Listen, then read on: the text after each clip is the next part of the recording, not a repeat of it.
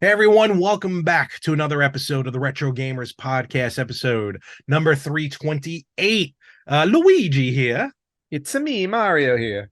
Hey, have a lower, Mm-mm. not as Italian voice, No, you see, know? at least I can get away with that because I am Italian. Oh, You are I just can't do you. it. No, you're a cheap knockoff. Now I'm just being, You're I'm the just you're being you're, racist. you're the Jog Leguizamo. Oh, how dare you? How dare you, sir? Not even Charlie Day. Oh my gosh. No, not even close. But yeah, for those watching on YouTube, Anthony's rocking his Mario hat, his official Mario hat, Yep, actually. my official Super Mario movie Brothers Movie hat. movie Yeah. hat. Yep. Though mine is an official Luigi Uh, hat uh, straight uh. from Nintendo. Yeah, but look at this. No, See no, that that's cool. right there? There Yeah, we I go. see it. That's Yeah. cool. But this bad boy's from Nintendo. And for two people, or at least me, growing up as an only child, this is probably the most I've ever done as Luigi, Uh, whether it's playing a game or cosplaying. Yeah, Luigi was, yeah, I mean, same with me because I wasn't an only child, but as an only boy, Yeah, I exactly. was the gamer. But Luigi never really appealed to me in a game growing up, even like Super Mario 2, when he was a playable character, like you got to choose who to play with. His whole jumping high thing never really worked for me anyway. I was like, well, because the princess could float. So I'm like, well, that's cooler.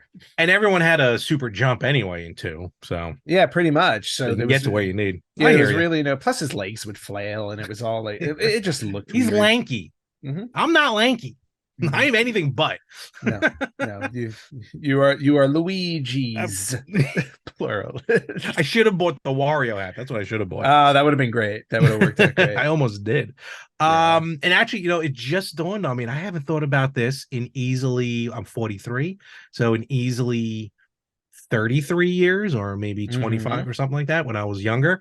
I was actually in a Halloween costume contest in the Cub Scouts, and Oh, I was Mario.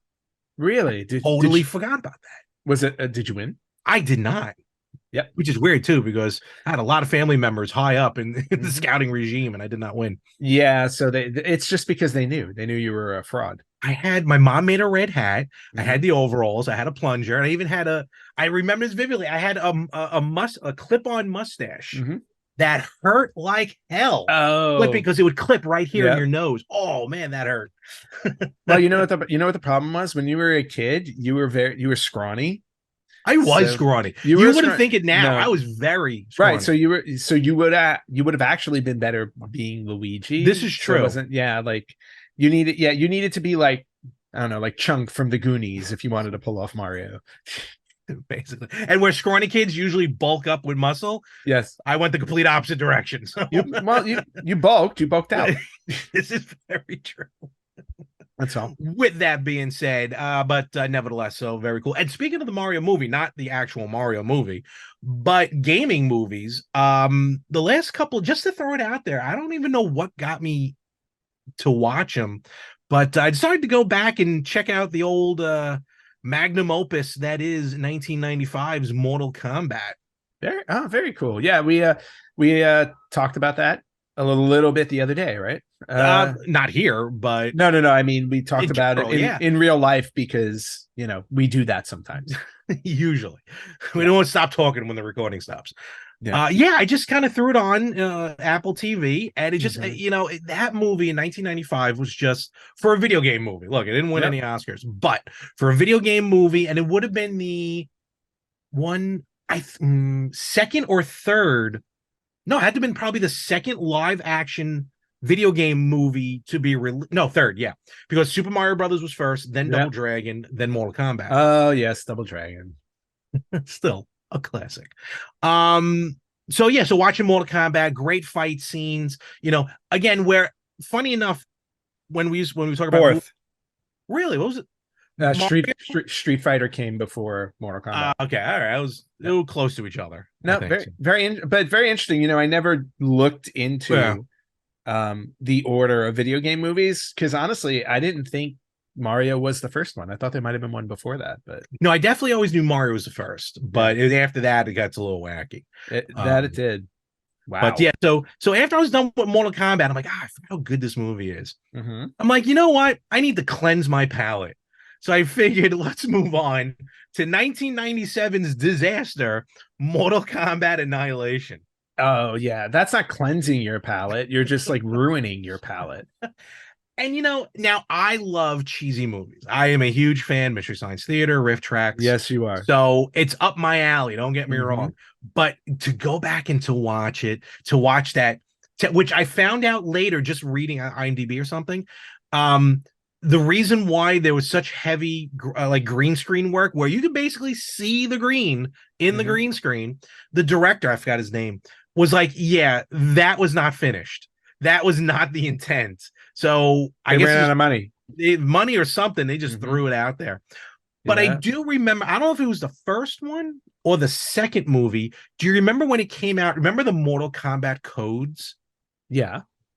And remember, they always advertise if you go see the movie, you'll Hmm. get a special code. Yes. I couldn't remember if it was the first one or the second movie. I do not Yeah, remember. neither do I. And not that any codes popped up like in the credits or anything for either movie. Mm. But Yeah, but what was I don't remember even like because I definitely saw the first one in the theater. I did not see the second one in the theater. I feel like that was flipped for me.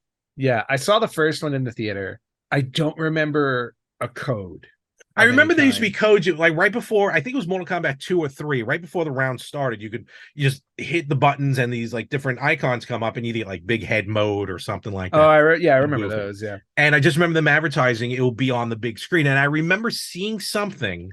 I Hmm. remember what the code did, but nevertheless, it was a way to get. That's how I got to see the movie in the theater. Yeah. Actually, I wanted to try it. Yeah. But And actually, when you think about it, that was a very quick turnaround for Mortal Kombat from game to film because the first Mortal Kombat it came out, I think, like in '92. 93, I think when it actually hit Right. the And by arcades. '95, you had a movie. It was such a Street Fighter wasn't that far with 91 for Street Fighter 2. Well, '91 for So Street Fighter 2, but '87 for Street Fighter 1. correct, but let's face facts. None of us for all intents and purposes, I thought Street Fighter 2 was the first game. Well, no, there was a reason why it had the two I after know, it. but no one really. I never saw the original Street Fighter arcade game. I'm Okay. just saying Yeah. it became such a juggernaut that it lived on its own. That's what True. I'm saying. True. So, but that's interesting. That's something we should look into, like the turnaround time between a game and a A movie. game and a movie. Because I'm pretty sure there's probably some real short ones Well, there. I'm pretty sure Mortal Kombat might have the That might. shortest because That might.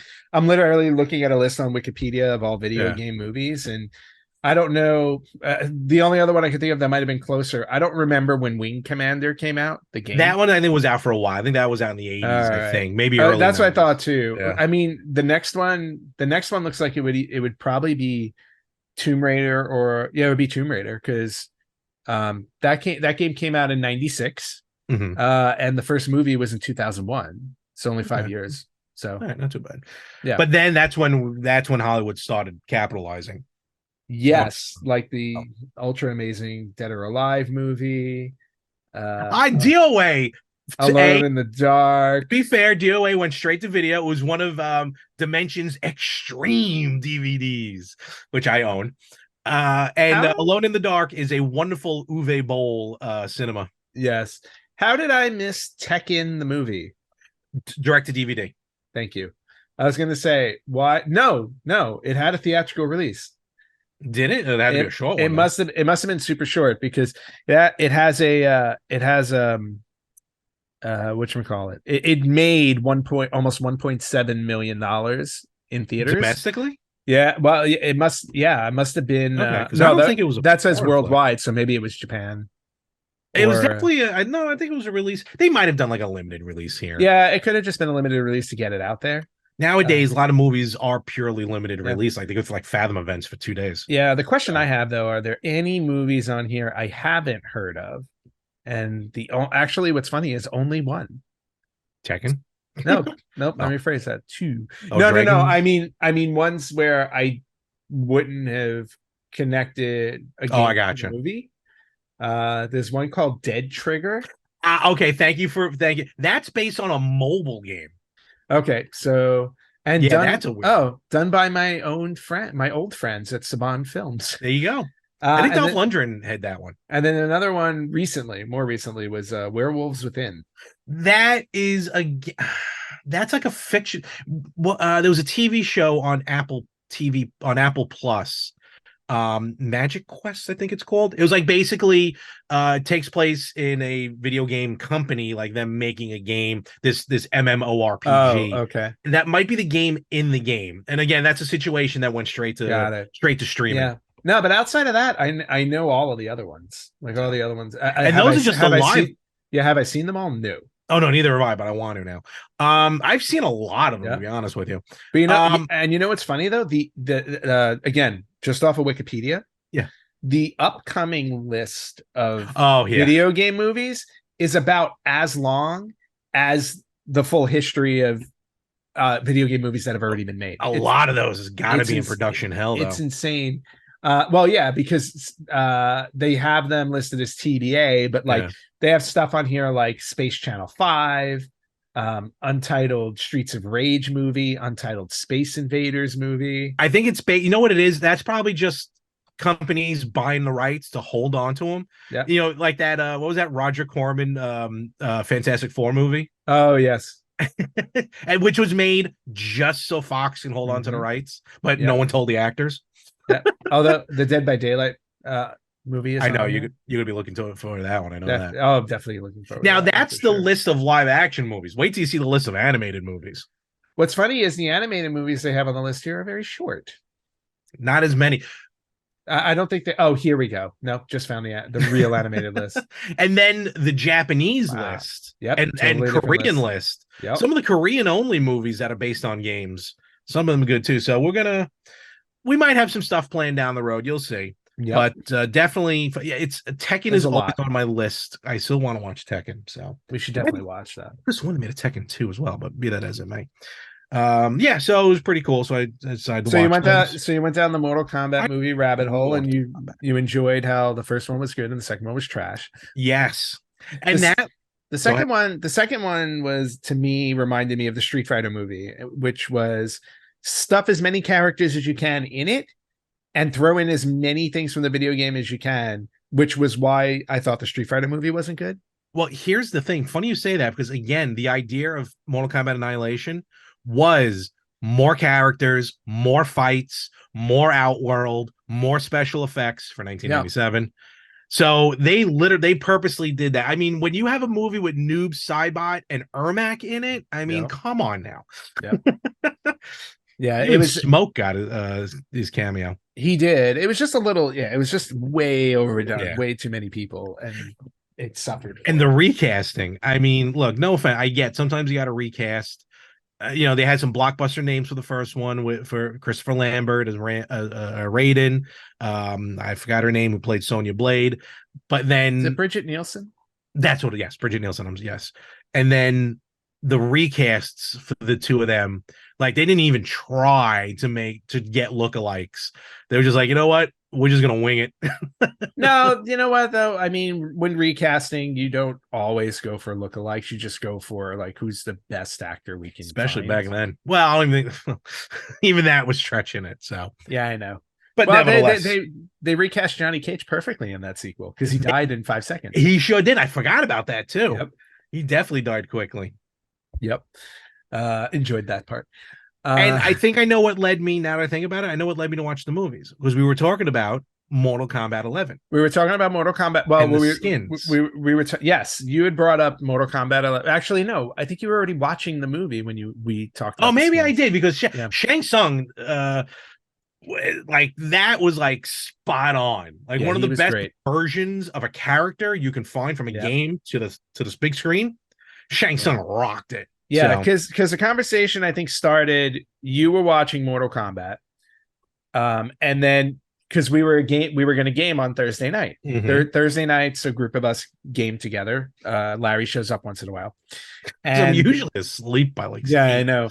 So we were gaming, and you had texted me, and you're like, "I have like 30 minutes left in Mortal Kombat." And like, okay, and then that's right. And then you jumped on chat. We started talking Mortal Kombat, and you brought up how Mortal Kombat 11 had the movie skins for some of the characters. So then I went on my PS5, you went on yours. We were looking at that. And then because of the announcement for the new Mortal Kombat game, which is going to be Mortal Kombat 1, Hmm. they're rebooting the universe. I went online and I purchased. Well, actually, I had purchased Mortal Kombat 11 the week prior Yeah. for like $5 because Yeah. they have like a huge sale on it. Yep. And then I went online and I downloaded the movie skins. I did buy the movie skins, and then I downloaded all the extras that they had available for. Yes. It was So pretty now, cool. so now my Mortal Kombat 11, I have the complete, and I can go play through it because I enjoyed 10 because I 10 hadn't was played. fun. Yeah, I had not played a Mortal Kombat in a really long time. I think like the last one I really got into was it might have been Deception Okay. on PlayStation 2, I think. See, I might have to go back even further for Yeah.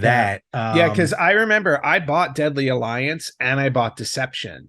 And Mhm. that's when they were really like, that's when like they were starting to do like like really like video story modes. Like they actually had animation and Yep. cut scenes and stuff with full story modes, with a full story mode. And I really enjoyed those. And then it fell off the map for me for a long time. And then I got back into it with Mortal Kombat 10. See, what's funny with me is, first Mortal Kombat 1 and 2 rocked. Mm-hmm. I enjoyed 3. I think we can say growing up, Mortal Kombat Gold or Mortal Kombat Trilogy, excuse me, Trilogy. Trilogy Trilogy. was The best. phenomenal. Yeah. I played Trilogy on the N64 like endlessly.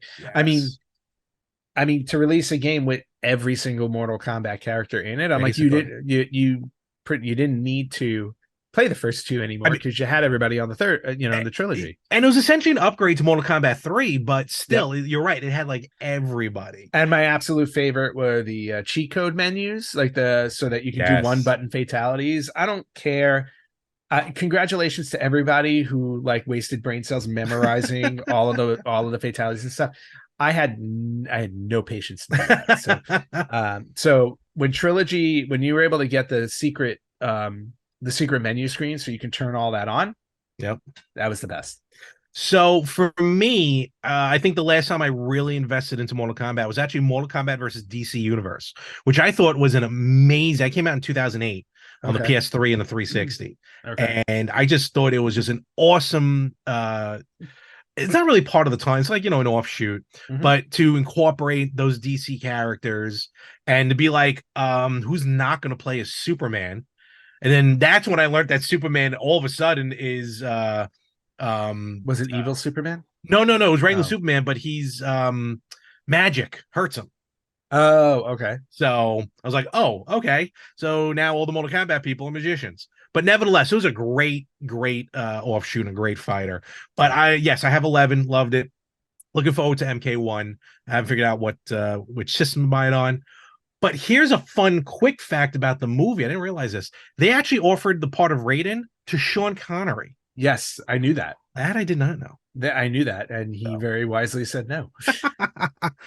To go on to do League of Extraordinary Gentlemen. The film that ended his career. Basically, that did it.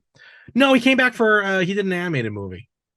Did he? He did, yeah. I can't remember the name of it though, but that's like Oh, technically his last one. yeah, but I thought but that was his last live action. He said Yes. after that experience, he never wanted to do another movie. Wow. Yeah, that's saying a lot, which was sad too because I had high hopes for that movie. And everyone did, apparently. Yeah. So, oh well. Except for Sean Connery. Yeah. Well, that experience is on set. They bleed out. Yes, they do. So since we were talking about MK11 and purchasing and all that stuff, I did pick up a couple of games this week. Oh, did you? I also pulled a Larry special too. I purchased them digitally. You bought something way expensive? Oh. No, digitally. I bought them digitally. Okay. Fair enough. Besides MK11, which I recently bought, I also finally bought, and this is also similar to our Mortal Kombat discussion and where it led. I was working yesterday, and it was Thursday was National Game Show Day, right? Yes, it was. Thursday was National Game Show Day, and for those of you who listen to the show, Larry and I are both suckers for game shows. I've been on a few. You have. which is awesome. So Very so jealous. Thursday was kind of like my personal holiday.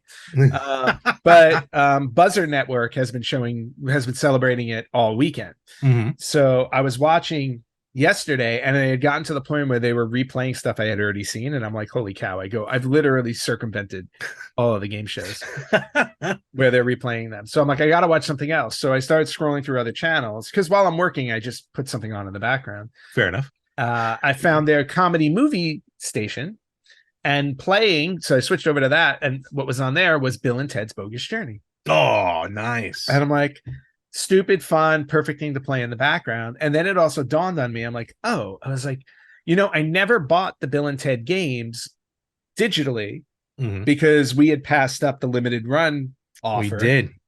Could have gotten the soundtrack, the I Wild know. Stallion soundtrack. Yes, silly us. So I bought so I wound up buying the Bill and Ted collection Mhm. on Switch, 2 games for $9.69. 69, dude. Yep, which was a nice touch there. Yes, absolutely. So I'm looking forward to playing those.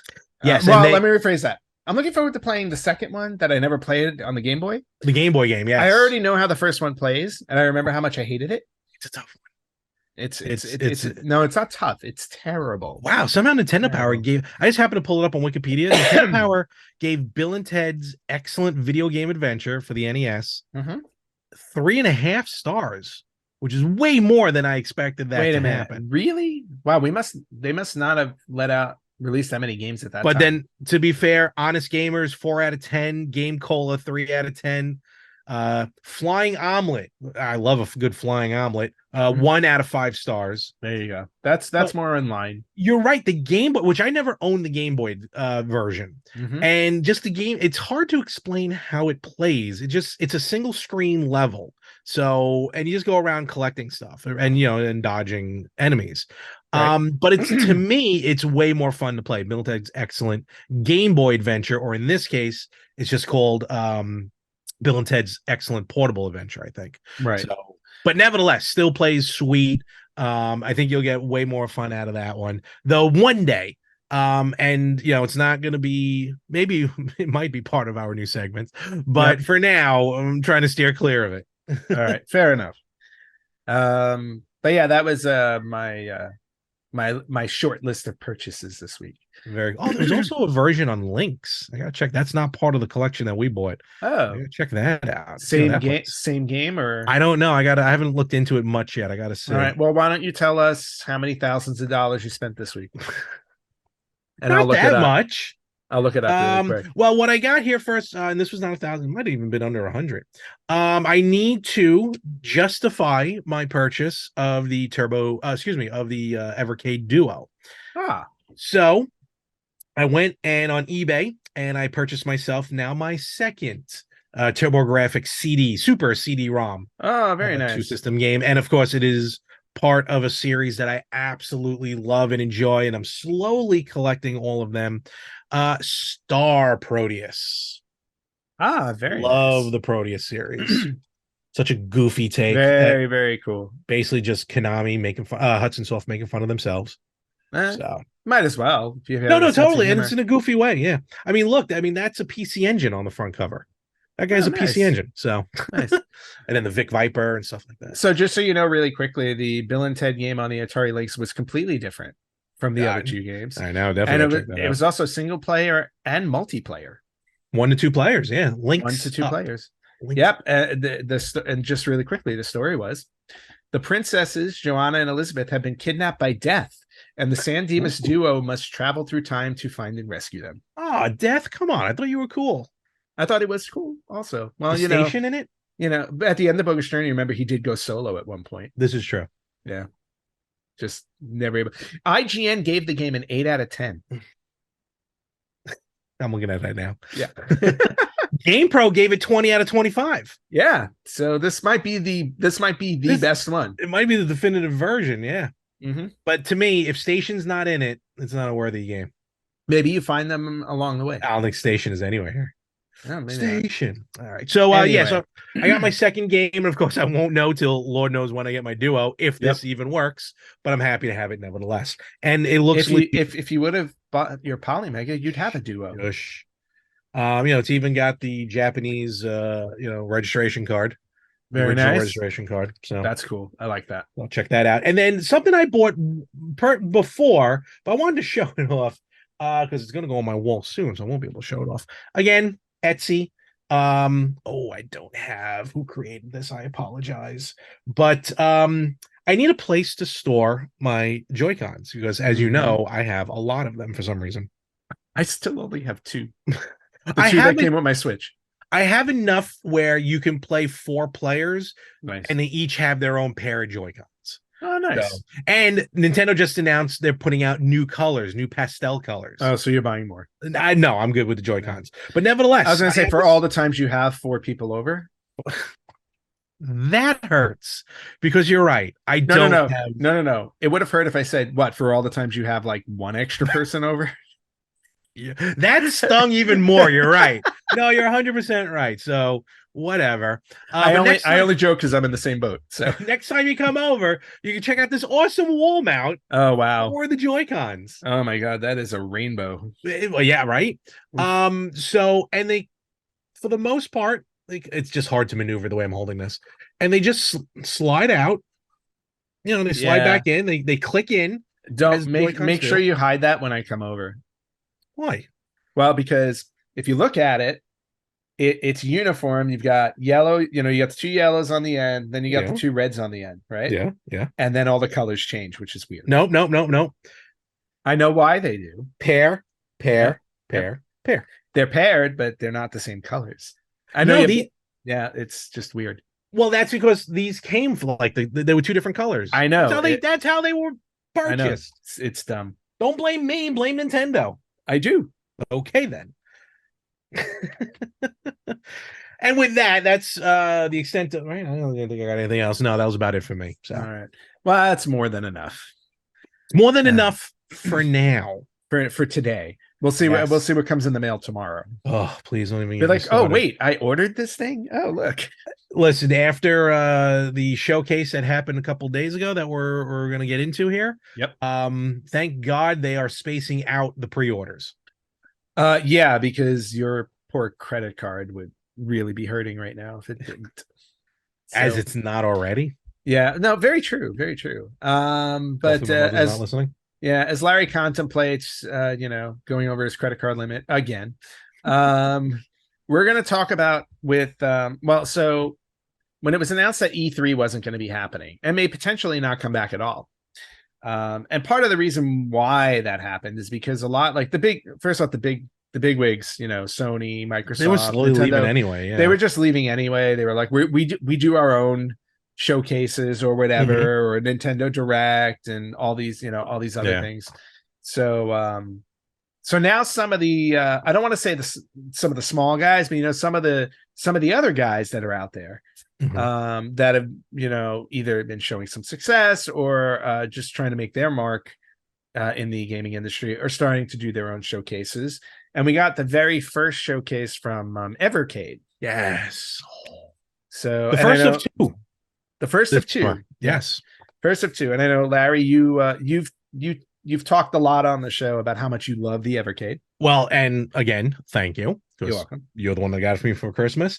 And I have the Evercade Versus, which is the home console version. Mhm. And you might be able to see behind me, yep, right over my shoulder there. If you watch on YouTube, is my collection of Yes, very Evercade games nice. there.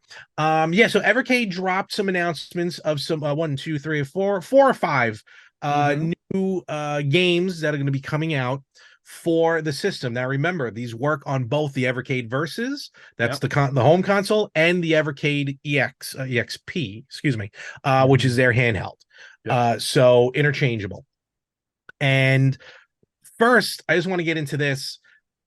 Duke Nukem is coming out Yes. for the Evercade. Yes. Holy cow. Well, not only is it getting a collection, but isn't there like a special Yes, you beat yeah, me to it, my friend. In fact, sorry. There's no, some that's okay. No, no, we're good. We're good. Here. Yep. There we you go. share your screen, aren't I'm you? gonna try to. There you go. Time to edit. Yes, right here. I think you can see it, right? I can see it very Sure. clearly. I mean, the Duke Nukem Evercade versus console looks awesome. Yes, it You does. know, it's got this gray, this post-apocalyptic gray and yellow Yep. to it. I love the controllers, the way they look. What I about mean, the LED right in the front there? well, that always lights up. Yeah, that's always going to be Does yours light up yellow like that, or is it a different color? good question. I'm paying. I know it lights up. I don't know if it's yellow. It actually different colors mean different things. Oh, So okay. yeah, but nevertheless, I mean, it's bright. It looks gorgeous. That yellow might be specific. Hmm. And this is packing with Duke Nukem on one cart, Duke Nukem 1 and 2 remastered, and Duke Nukem 3D. Yep. And this system can hold up with 3D games. So I'm not, Wow. yeah. So I mean, it's a Well, little weird to play with the controller like that, but you mhm. get used to it. Well, and you know what's cool about it though, also is the price. Because Price is well, spot on. yeah, because the Evercade versus, right, the console itself is 100 Hmm. bucks. Hmm. And usually every collection you buy is 20, right? Give or 20 bucks take. a piece. Yeah. About. So the fact that you can get the console with the Duke Nukem collection, Hmm. one and two, you're getting Yeah, both there's sets, another collab which right? yep. And it's listed at 120 bucks. Or I'm 120 sorry, 120 pounds, correct, but right? it So might it's a little bit still more. no, it might even be $120 as well. Yeah. Sometimes I've seen that happen Yeah. but this, I mean, even though this is a primary European company, Hmm. so you know, it's mostly going to be with the pounds. But nevertheless, you're right. Bottom line, the system is inexpensive, Yep. and not only do you get on one cart Duke Nukem 1 and 2 remastered and Duke Nukem 3D, but you also get on the second collection are Hmm. games from the PlayStation. Duke Oh, Nukem, wow. Duke Nukem Time to Kill, Hmm. Duke Nukem Land of the Babes, and which I thought was actually a Game Boy Advance game, but I guess not. Duke Nukem Advance. There you go. So that's already one, two, three, four, five, six games right off the bat. Yeah. And what's cool about the system is, at least the home console system, you put two cartridges in. You can, so you can Yep. just load up both games right there. And sometimes, so what's awesome about the Evercade Versus is there's secrets in it. Whether it's codes, whether it's you just wait and watch the credits and something Hmm. comes up, or combination of cartridges. Like I have the Commodore 64 Volume 1 and 2, Okay. which are 14 games each. Oh, But when wow. you put both cartridges in, there's Hmm. 29 games in total. Oh, wow. So, which means probably now no one's mentioned anything, and Evercade's really good at hiding this. Hmm. And I think like the people who own the systems are like trying to like self-aware, let's not give away the stuff. Hmm. I'm pretty sure if you put both Duke Nukem collections in at the same time, there will probably be a bonus Duke Nukem game. I'm guessing Okay. that will appear. That's really cool. Yes. So very cool with Duke Nukem, but that's not the only collection that's going to be coming out for this No, wonderful. no, they've announced quite a bit actually. And again, I what's great about the Evercade, it's collecting on a budget. Yeah. You know, the which one is it? The Renovations collection, right? Hmm. Has let me just grab it real quick. Games on here that are like hundreds of dollars to collect individually. What Yeah, does this one have? basically stuff that's kind of priced out of the market.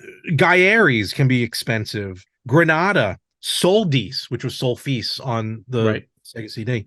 Um, Valis 1 and 3. I mean, those games can go real expensive, Hmm. or for 20 bucks, you grab it on here, and it's the exact same gameplay. Yep. So well worthy for that. So you get this other well, before I get into that, I'm sorry, let me just some bouncing around here on my end. The Pico Arcade Collection 1. Hmm. Pico was an amazing, still is kind of, but they're an amazing. They put out some fantastic games, and some games are good. That the games that are going to be on this collection: Burglar X, Dragon Master, Diver Boy, Fancy World, The Legend of Silk Road, Magic Purple, Master's Fury, Steel Force, and Ultimate Tennis. A lot of times, games you never heard of, but when you see it, you start like, oh, I remember those. Yep. So, and they're like arcade quality. Yeah, I those are the mean, game. Those are the games. Like when I look at them, I honestly can tell you none of them jump out at me as games I know. but they're still fun games. Nevertheless, Of I mean, they're course, arcade, yeah, straight up I'm not arcade saying they're games. not fun. I'm No, just I know. I'm saying when just I hear saying. them, I'm like, Yeah. oh, okay. So, and then they have another series which I don't remember as much. I do remember some of the Pico games. The Sydney Hunter I have collection. no idea what this Yeah, is. it's a collection of 4 games from Collector Vision. So Collector Vision, this is what's also cool about Evercade. They're really good with I don't even call them home indie publishers. Yep. Indie publishers. And Collector Vision is a company that puts out games for the ColecoVision, for I the see. original ColecoVision, but they're brand new games. In fact, they even had, which I missed out on, and I am Oh, so so mad. these are new games New for games new retro for style games. exactly. Yeah. Sydney Hunter and the Caverns of Death, Sydney Hunter and the Sacred Tribe, Sydney Hunter and the Shrines of Peril, and then a brand new dungeon crawler called Jester. Cool. Yeah. Again, games that you could buy for the ColecoVision. Mm-hmm. And just real quick, I want to say CollectorVision had released a FPGA HDMI connected version of the ColecoVision that I completely missed out on. Oh wow. Think analog if they were to put For out Coleco. a ColecoVision. Nice. Oh, I'm so mad. And I message him like every 6 months. So you doing a rerun? Anything possible? Like, no, we made our money. We're retired. Basically. So it was. They did 2 runs and that was it. They were done.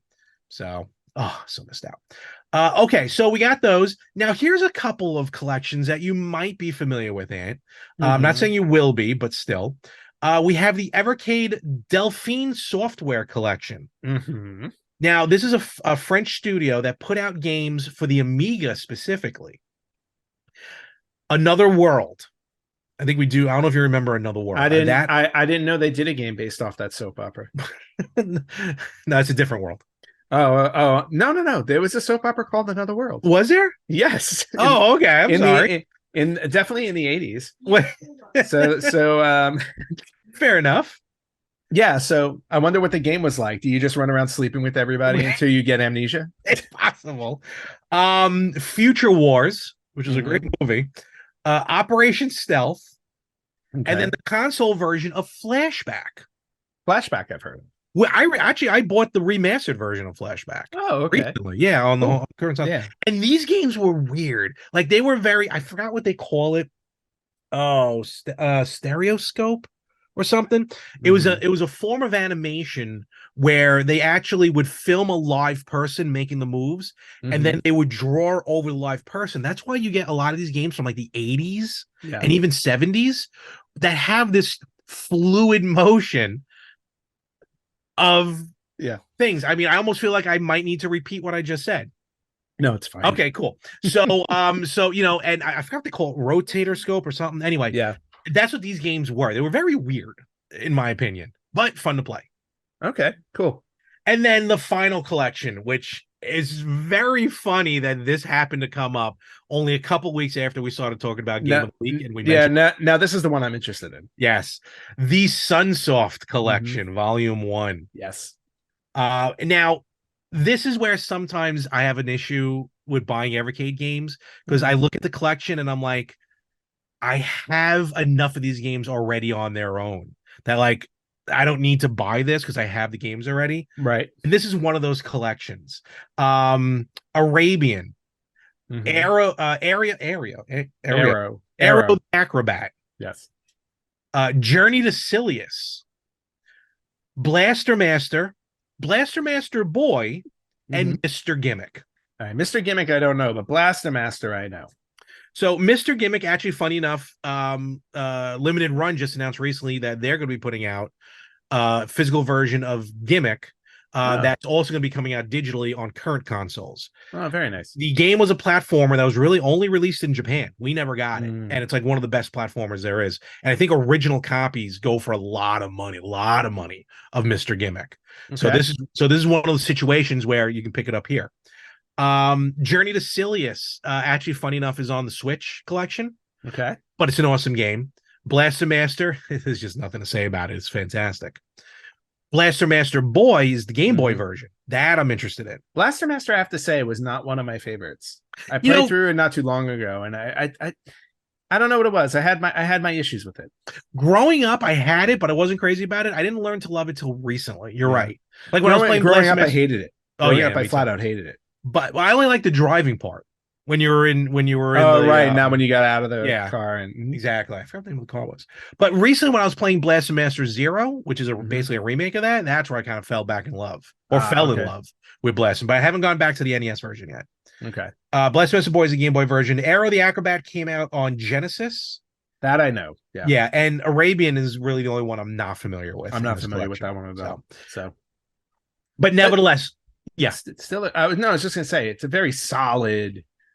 It's a very solid announcement. Like, it's great to see that they're supporting their system so well. it's Like amazing. And they yeah, they went into this already having a ton of stuff licensed, so they knew that they wouldn't run out of content. mm-hmm, Like certain mm-hmm. other systems that came out, like Atari. Um, This I still I have to how's your stop buying games. VCS? It's still there. I still It have it. is it on life support? I might have to stop buying games for other systems on it, You might but need to get a defibrillator. it's now my definitive and my exclusive Ant Stream arcade player. So For now. for now, Yeah.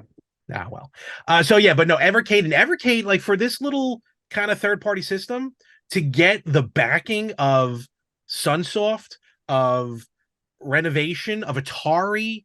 You know what I mean? I mean, Yep. the games they've been putting out have been top notch. So we'll No, see what happens down in the future. they definitely are, and there's a lot of Commodore 64 games on there too. They have the The Commodore two, 64 collections. I Yeah, got both of them. Yeah. yeah. So a lot of good stuff. And then on top of that, they announced that there's going to be a second showcase in July, Mm-hmm. and they're going to be announcing at least five other collections. Yeah. So So curious to hear about that. more carts coming out. And then also the system every month gives you a free game to play every month from an indie developer. Oh, that's really cool. And then what happens is at the end of the year, they throw all 12 of those games onto a cart. You get Nice. to purchase. Well done. So Good yes. for good on you guys, Evercade. Man. Like it's the one console where like I want to support them and buy it. I just haven't gotten to it yet. It's well worth it. So I'm too distracted with everything else I own. fair enough. So all right. So with Uh, that, before we move on, just for a moment, and where can they find us and connect with us? you guys can find us on Facebook.com/Retro Gamers Podcast, on Instagram at Retro Gamers Podcast, on Twitter at Retro Gamers Pod. You can listen to us wherever you listen to podcasts. You can watch us on YouTube, or you can email us at email@theretrogamers.com. All right. So we have this is probably one of the longest running bits that we're doing here. That we have Game of the Week. Yeah, second week in a row. We're on a roll basically. We're committed. That's what's great. We're committed. Well, no, I think committed means you have to get to 3, maybe. So maybe if we get through one more week of this, I'm going to say we're committed. Or we're gonna be committed. Yeah. So... Or when we get committed, we just give up at that point. I don't know. Whatever it is. But week 2 of Game of the Week, where we focus on one specific game in the retro universe, and just for fun. Just for fun. We're not getting into like nope. the nitty gritty, all the information about them or anything like that. Just we go back, we play a game from the past. We just give you our thoughts on it and how we feel. And hopefully you played it as well. Again, we recommend these not just for us to play, but for you guys and girls to play. If you're trying to figure out, what should I play? Let's pop this in or turn this on. And this week, if I could reach through this camera and choke my loving co-host, I would, because I forgot how daunting this game was. But we're talking about from the PlayStation 1, Lara Croft's first go about of Tomb Raider. Boring. Yes, Tomb Raider. I was setting it up. Thank you. You hesitated. I thought at that point you forgot. No, I knew what it was. That's why I said Lara Croft. Tomb Raider for the PS1. Tomb Raider for the PS1, and we're talking about the original release in 1996. Yep. And I will let you start, because I got a wave, as I say, a wave of nostalgia, but for the bad reason. I was just going to say, was it a wave, or was it like a tsunami that basically just destroyed you? No, seeing how far I got in the game, it was just a wave. Okay.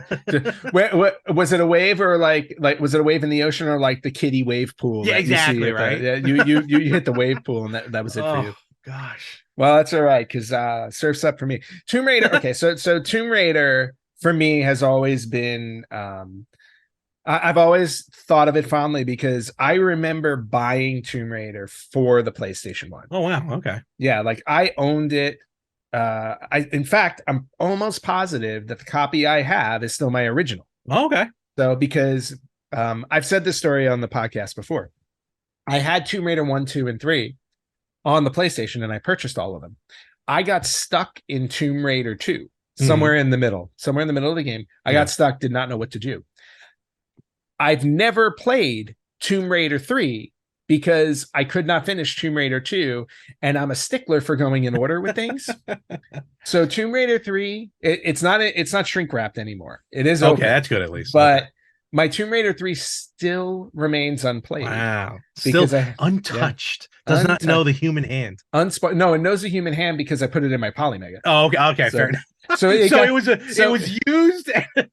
so 25 years later, it got to feel the pure bliss of being inserted into a console. Oh, how are you now? All right. And then it was very quickly pulled out and put away. There you So go. Sounds about right. so anyway, so Tomb Raider 1, I remember playing this incessantly when I Okay. first got it.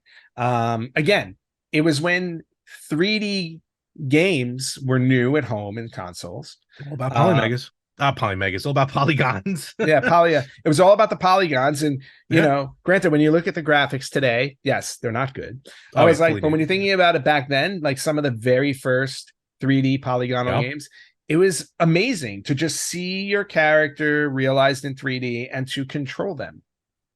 So going back to this game to me was like it was just a good rush of nostalgia. It was great to actually step into the game again and play through it. Okay. Now, I haven't played through the whole thing yet. Like Okay. I've been playing it all week. Just to like a level here, a level there, because Yeah. I don't remember everything in the game, especially Yeah. No. later on in the game. Like the first few levels, I remember pretty well, Hmm. but then as I got like to the halfway point of the game, I've forgotten everything. So like I'm just discovering things all on my own, and Hmm. it's taken me forever. Yeah. But just playing through it amazed me at how much impact this game had, because when you look at it, it's very simplistic. And when I say simplistic, I mean it's not overly challenging from an enemy perspective. Like I can see what you're talking about. you're not, it's not like a Duke Nukem or something like that, where Yeah. it's Yeah. like you're constantly being bombarded with enemies. I got Sure, you.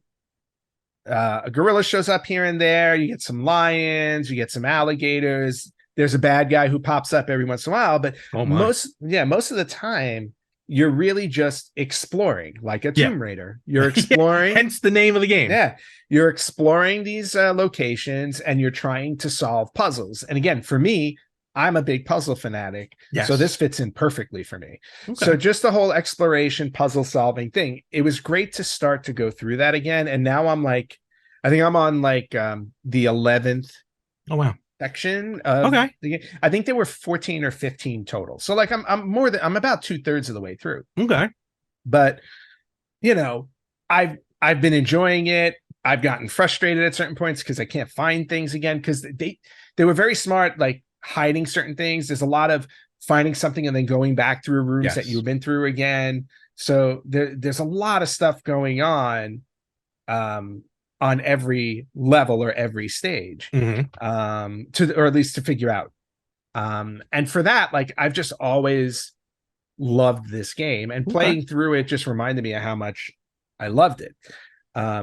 Now, after almost 30 years, like after 27 years, Yeah, something like that, right? Yeah. there are definitely elements of it that are particularly frustrating. The controls are by far, I mean, subpar might be May an I? understatement. May And I? yes, you may, because I know, Larry, you're gonna say flat out you couldn't control this character, could you? Like, like a lot of women in my life, Laura Croft would just refuse to listen to me or take heed of my notions. That's not Um, specific to women, just so you know. what No one listens to me. No, it's funny. I don't remember if I originally owned Tomb Raider. I feel like I did, but I also didn't get, remember I didn't buy PlayStation day one. I was late to PlayStation, so Yes. I might have skipped over. I just totally skipped over Tomb Raider. But I have actually I have all three Tomb Raiders for the PS1, and this was apparently a greatest hits one because There I are have four. oh, okay, well I have the That four. yeah, Yeah, Last Revelation was I forgot the about that. fourth one. Mhm. So and I think mine is a greatest hits because I can do a demo of Tomb Raider 2 and a demo of another game. I forgot what it is. Oh, So, nice. Okay. nevertheless, I'm like, all right, let me boot it up. Let's go. I'm watching the opening cinema. Very cool. Again, Yep. dated, but that's okay. I get it. And then I get into Lara Croft and trying to control her. I was better off just whipping the CD straight across the room and hitting the wall because okay. So I don't mind how she moves. She moves forward, she moves back. I figured out all those buttons. But by God, to try and be like, move her to the Yes. left, turn her to the right. It is so so just there's like a delay, which is fine. I get it. It's an old game, Yep. and that's how it was. But and then to try and line up to open things, like, oh, there's a switch on the wall. Let me run to it. Okay, like here's the switch. Oh wait, I'm not lined up. Let Yep. me shift, Yep. pivot. Oh, now I'm like, it was so. God help me trying to swim. Mm. The Well, controls were so because the controls reversed when you swam. Down was the up was down. no, which is yeah, it was just so barbaric. And then trying to thank God there's auto aiming because if there wasn't auto aiming, I would have given up. And I tried. I'm very grateful for auto aim in Yeah, this game. I swear I tried playing this game. I really did. I did at least 3 days of playing this game. I got to like level 1, 2. I really did not get far because I'm up to that water where you have to swim and stuff. And A, lost. I don't know what's going on. Mhm. B, to try and jump on things, to try and line up where you're at. Yep. I just the controls alone. I have no problem with the story. I have no problem with the hero of the game, the antagonist, as you would call them. Protagonist. Protagonist. I knew I was gonna get that wrong. I have no problem with any of that.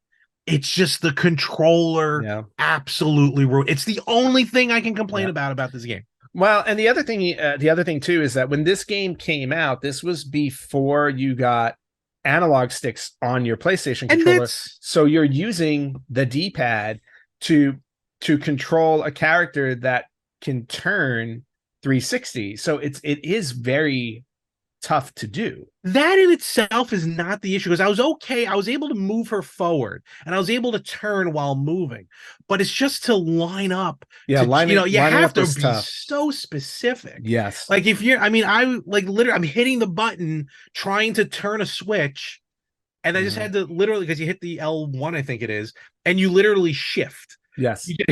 You shift you shimmy to the left You shimmy. and Yes. then you do the hocus pocus, hokey Hokey, pokey, excuse me. hokey pokey. I'm so enraged by the controls, Mhm. and it stinks because I really wanted to play this. I really wanted to get far, but I couldn't. And some of the times, God help me, when you hit a switch and you got to get to a door before it closes. Oh yeah, those are tough. Nope, that's not happening. It was Nope. in that room with the two in the beginning of the game with the two bridges, Yep. and then I ran into a room which I'm pretty sure had an artifact in it. It was like this skull head on this little body or whatever. Well, I that might have couldn't been a grab it. key. Probably was a key. I couldn't grab it. I couldn't do nothing with it. I'm trying to fix my hat. So it was the only thing that bugged me was the Yeah. controls. Did you enjoy the T-Rex? What T-Rex? You didn't even get there? I didn't get that far into the game. I know there is a T-Rex. You didn't get to the part where you find out there are dinosaurs in these tombs? I knew that was there. I just didn't get that far into it. That I got through the bats and the wolves. That's Okay. it. Swimming is what killed me. Okay. I will always question the logic of the game. Of course, it's just a video game, but the whole idea of like inside these tombs that have nobody's been in for who knows how long, these animals have been able to survive. Not only the fact that there are velociraptors and T-Rex and a T-Rex, Oh, which is amazing. It just that in itself it honestly doesn't bother me, but I know what No, you're no, talking it's about. I fine. know what you're getting at. No. I could care But less. I can care less about the logic because again, we're going back to '96. They're trying to make something cool. what's going to be cool in a 3D video game? Oh, we're going to do a T-Rex, which is awesome. Honestly, They made a whole series on that with Dino Crisis. they did, yes. So, but yeah, no. I completely understand the frustration, and I think if you play is it the anniversary edition, the remastered? I believe it's Tomb Raider Anniversary. It's kind of like loosely based on the first game. Yeah. Right. So the controls have been updated in that sense. So I think you have an easier go with it. This is a game to me that is ripe for a remaster, the way that they did Resident Evil. You know what? You're right on that. That I agree with. Like, I think if you did that and you fix the main issue with the game, which really are the controls. Yeah, I mean, I think the game, I mean, granted, I still think the game is worth playing, no question.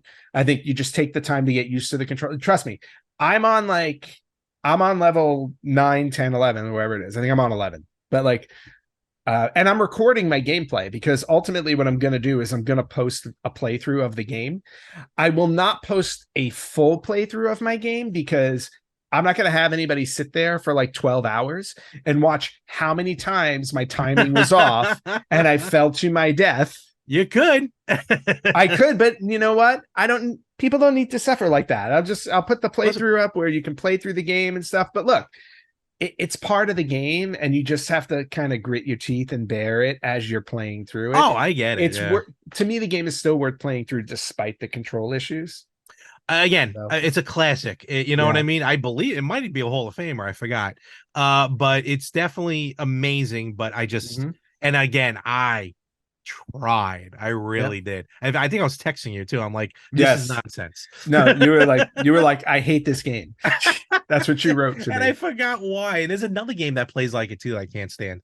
That's a very classic game, but nevertheless. What I also find appealing about it is the fact of Lara Croft, the character.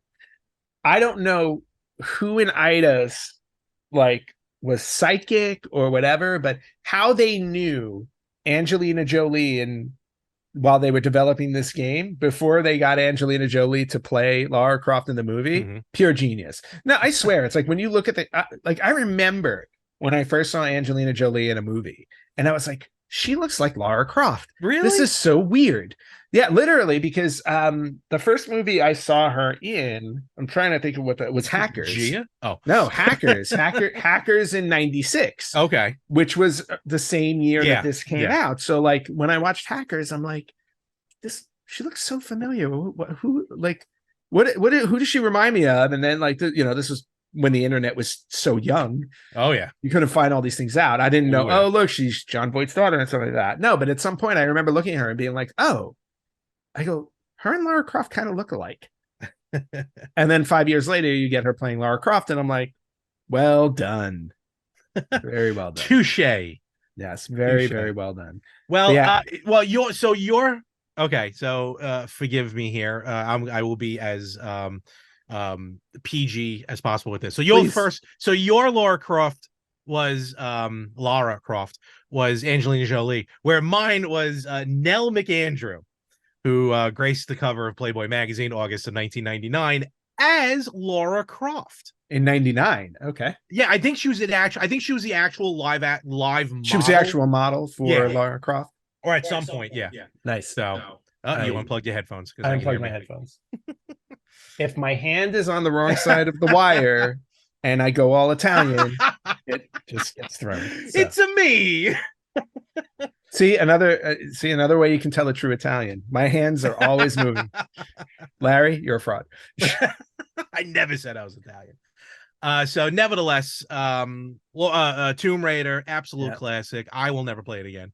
Are the controls like that for 2 and 3? Again, I've never played 3.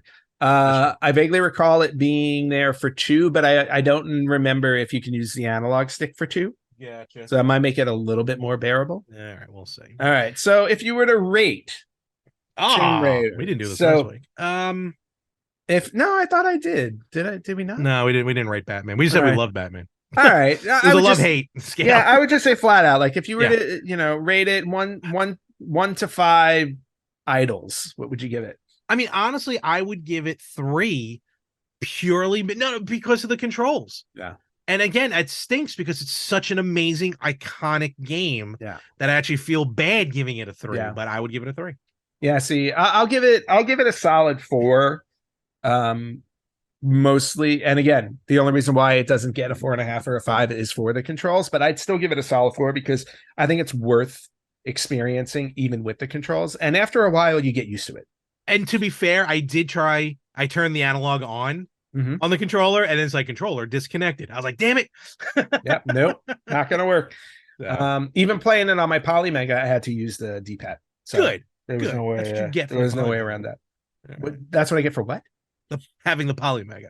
I played on an original PlayStation 1 at least. I love my. Well, the reason why I played it on my Polymega was so I can record some gameplay. I forgot. It's very easy to record from that. Yes. So, because if you watched our show last week, which I know you did, but for those of you who watched our show on YouTube, when we were talking about Batman, we actually did intersperse some of our gameplay in the episode. So, my plan is to continue to do that on our episodes. But I also forgot Polymega makes that very easy. So they make it super easy. It's so cool now. I can just it's really easy to do.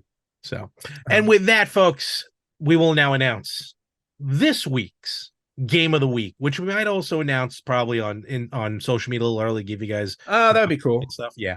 And again, send us photos, pictures of high scores, whatever moments, whatever you want to do, send us on social media. This game admittedly making it a little easy due to some things that's going on this week, so easy access, I should say. And it's a fun game that also, when we kind of talked about it a couple weeks ago, which, Ann, I think you said that you never really experienced this game. So in a way, I want you to be able to play because this is a fun game. We're talking about the Super Nintendo Super Mario World 2 Yoshi's Island. Yes. Yeah. So I had talked about never having played this game before because they just released the version for the Game Boy Advance on the Switch Online. Yes, they did. So, full disclosure, a couple of weeks ago after we talked about it, I did play a little bit of it on Switch Online. Like when I say a little bit, I mean like I played maybe like 20 minutes and walked away. And again, intriguing, fun. It's Super Mario World. I love the first Super Mario World. So I'm looking forward to actually sitting down and giving it some proper play. The old college try. So again, Super Mario World 2 Yoshi's Island, whether you play the original cart or on the Super Nintendo collection on the Switch. Either way is going to work. And again, we'll talk about it next week and have some fun with that. So very cool. There you go. And with that, let's pull into port, my friend. What do we got with some news? We got some retro news. All right, we'll try. I know we're running a little long, so I'll try and go through this quickly. It is what it is. I know.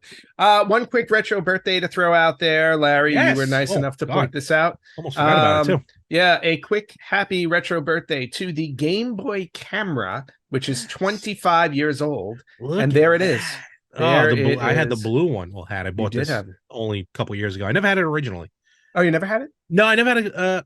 No, because I was never able to get my hands on the Game Boy printer. The Game Boy printer, which you now currently have. No paper on it. But very cool. I had to find paper. The Game Boy camera, basically, the first, let's face facts, the first selfie camera, because you were able to turn. Yes. Oh, I don't want to break that. Able to turn the camera towards yourself. Don't break it. And take selfies. And for your Game Boy printer, I'm sure there's got to be a site online somewhere that sells. No. I have paper. Okay. I might even have a roll of original paper, but it's so old. It was a thermal. So old it doesn't work, but I did find a site that did sell new paper. Nice. So sounds like something to bring to the expo in August. Oh, that's a good idea because they might even have it themselves there. That's where I first experienced it. Yeah. But to show here, I got my pocket and does it go in the analog pocket? It actually does very well too. Nope, not that way. That way. Larry's gonna break it. Oh my god, please. Now, I mean, if you can imagine the pocket as an original Game Boy, that it's stuck out the top, and then again you twist, and there's your camera like that. Very nice. It even had some games on it, very simple games, but you were able to take a picture of like yourself and insert yourself into the game, like your face. I mean, it's like all of I think 1 megapixel, or you know what I mean. So yeah. But nevertheless, happy 25th anniversary to the Game Boy. Happy 25th. All right, moving on to the retro news now. To the rest of the news we have. Really quickly, we talked about them last week. I'm going to talk about it this week. Super Mario Brothers, the movie, which has been released digitally. DVD is still TBD. Oh my god. Yes, and nothing's got it earlier than like November. Yeah, so I highly doubt it'll be out in November. It's got to be coming out sooner. But anyway, the Super Mario Brothers movie is now, I'm going to say officially, the second highest grossing animated film of all time. It just surpassed the first Frozen movie. Good. That's what you get, Elsa. It's now at 1.288 billion. Nice. It is second to Frozen 2. Whatevs. And then if you consider the Lion King remake as an animated movie, because it's not a live action movie, it would put the Mario CGI, right. It would put the Mario movie at third. So that's live action. Yeah, well, it's not live action, but still. Anyway, Mario movie again, even with the digital release, is still making some money in the box juggernaut, office, my friend. Cool. Yes. Yep. All right, moving on to some other news, movie news as well. Sonic the Hedgehog 3 has been greenlit. They're already working on it. Yep. But casting rumor came out. Okay. That the top choice to play the third film's villain may be going to Aubrey Plaza, which is interesting. Yeah, because I'm trying to figure out who a female antagonist would be from the Sonic one, unless it's someone original. Well, the only rumor that's been thrown out has been Rouge the Bat, who was not an antagonist. Oh, interesting. She was Sonic's friend, but maybe they're gonna do the kind of the Knuckles route. Okay, yeah. You know, well, Knuckles was legit, against Sonic in the game. Yeah, exactly. But then he comes around. Exactly. And, so we may be seeing that again. But all right, rumor right now is what? But then Sonic, Shadow's going to be in this game as well. In the movie? It's got to be, because Shadow was at the end of 2. That's true. So maybe there'll be, what is happening? Maybe there will be multiple villains. Ooh, I like that. Will we see Amy, Batman? Will we see Amy Rose? We don't know. Hopefully not. Anyway, moving on. Moving on to some other news. Valve a couple months ago. I think we talked about this. I'm not sure, but Valve announced that they were going to be releasing a Dolphin emulator on Steam, which would allow you to play Nintendo games. I feel like that was a ballsy move on their part. It was a ballsy move on their part, but then what Valve recently came out and said that they've indefinitely postponed the Dolphin emulator because they reached out to Nintendo to let them know that this exists, and then Nintendo sent them a cease and desist. I mean, good for Valve to be like, hey, look, at least we're doing this. You know what I mean? Yeah, now, that's what it was. It was an N64 or a GameCube emulator, or just a Nintendo emulator. It was a Nintendo emulator. I'm not 100% sure what it was specifically. Because again, it said Dolphin was originally the GameCube name, so it might have been GameCube. But either way, like they went to Nintendo. Nintendo did their cease and desisting, so Valve was like, okay, fine. Better that they did it before they released it. Than 100%. So 100%. So the Dolphin emulator is on the shelf, indefinitely postponed, which basically means we're not going to be seeing it. But also on Nintendo's part, like Nintendo gets a phone call. All right, Valve, you know what? We'd rather not you put this out. Valve, okay, no problem. We're cool. Hang up. Still send them the letter. Yes, we trust nobody. Thank you for letting us know. We'll be in touch. We'll see you in court. Moving on. Do you remember the game Worms? And then obviously Worms Armageddon. Yes. Yada. The game I wasn't that crazy about. Right. I was never a big fan of Worms either. However, I hated Worms. Well, in general, I do. Worms is getting a board game. Really? That might lend itself to something. So tabletop developer Mantic Games announced plans to create a Worms board game. They'll be launching a Kickstarter in August of 23. Oh, okay. With the plan to release it next year for Worms' 30th anniversary. 30 years. Holy cow. 30 years of Worms. Yes. It first appeared on the Commodore Amiga in 1995. It's like Lemmings on the Windows. That was like my first game I ever bought. And sticking to, well, not Commodore, but just computer-based games. I sent you this link a couple of days ago because I was really excited about it. And it may force me to buy a Quest if this doesn't come out on other systems. But The Seventh Guest, one of my favorite games of all time for the PC, is officially coming to VR. Ooh. So we're getting a virtual reality version of Seventh Guest, which was a first-person puzzle-based game. Yep. They refilmed all of Oh like wow. all of the media, all of the like sequences with the characters, Okay. so that you can get a true VR ghost experience Mm-hmm. Mm-hmm. in the game. Because the whole idea is you're uncovering memories in the Yeah. mansion as you go on, and everybody's kind of like a ghost in these memories. Mm-hmm. So, um, so they've added that, and then they've added other things like the puzzles are going to be more challenging. There are going to be dangers lurking around. Like there are actually going to be ghosts like coming around at you and stuff Danger, like Will that. So Watkinson. Danger. yeah, so it'll be really interesting to see, especially with a game like that, because obviously I'm a huge fan. No, totally. So looking forward to that. Few more bits. Um, German musician Remute, which we've talked about last year. We Remute have, and I feel like I have something on order of his. Remute is a German musician who released an album last year on the Mega Drive. Yep. It was an album straight up on the Mega Drive. Well, now this year, the Remute has created a new album exclusively for the Commodore 64. That's wild. The album is called To the Bone, and it is available for purchase. If you can, I don't have the prices, but you can buy. You can buy. Oh, I'm sorry. The cartridge download is 35 pounds. Okay. That's heavy. For the limited edition version, which will come with a 7-inch vinyl, you can get that for 45 pounds. Shipping is going to start July 7th. And again, it's specifically for the Commodore 64, so it uses the Commodore 64 SID chip for all of the music. That's so wild. Just really interesting. Yeah, he's got a few. I think he even put one out recently for the. He did one for the NES, I think, at one point too. He's done one for the NES. I think he's done one. I'm looking actually. I got him on Bandcamp right now. I'm looking through. I think he did one for Dreamcast recently as well, maybe. Nice. So, but yeah, I just came across his Mega Drive one. Cool. All right, 2 more bits of news. Well, this one's a little sad, but former Sega staffer Yuji Naka, who was on the original Sonic team. He helped bring Sonic the Hedgehog to life. Okay. So Yuji Naka is looking at 2 years in prison. Oh.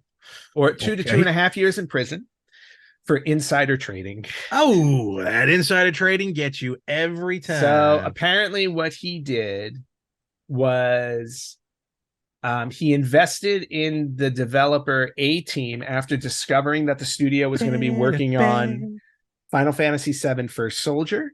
Okay. So he bought like almost $1 million worth of shares. That's not going to clue anyone in. And he did admit to taking part in the insider trading. So he's looking at a fine of 2.5 million yen. Oof. And potentially 2.5 years in prison. So, and this guy, Yuji Naka, for those of you who don't know, besides Sonic the Hedgehog, he worked on titles like Outrun and Ghouls and Ghosts. Oh, wow. So, yeah. He's a heavy hitter. Oh, yeah, and he was with Sega until 2006.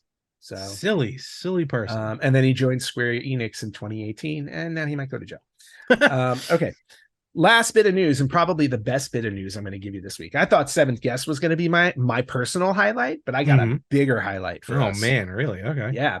So we were talking about the Evercade Showcase that just happened. Yes. Well, not necessarily a showcase, but there was another live stream announced, and it's going to be taking place on June 8th, and it's going to be a live stream you and I are both going to be very excited to see. Because I don't know how to say the name of this company, but Zuiki, Zuiki, I'll take Zuiki, has announced a live stream on June 8th to talk about the X68000 Z Mini. Are you kidding me? Nope. We are getting a Sharp X68000 I'm Mini. Googling as we speak. Oh my God. Yep. Sharp's X68000, which came out in 1987, which for years it's adorable. For years we had talked about this. Oh, it was our it was our white whale. for a It while. really was. Like when I used to go to Japan, I was always like, I want to come back with a Sharp X68000, but there was no way for me to get it in a suitcase because it's a computer. It is. It was a freaking computer. I played it momentarily last year at the Long Island Retro Expo. Yeah. See, there you go. So on June 8th at 8 p.m. Japan Standard Time, okay, we are going to find out more information on the X68000 Mini. We're going to have to buy it from Japan, but I don't care. Oh my gosh. Yes. So that's amazing. Yeah. So, and we're definitely and not only, I'm hoping they announce some of the games that are going to be on there. Yeah. Right. So, and with that, my friend, that wraps up our retro news and the show. Sure. Why not? Yeah. Why not?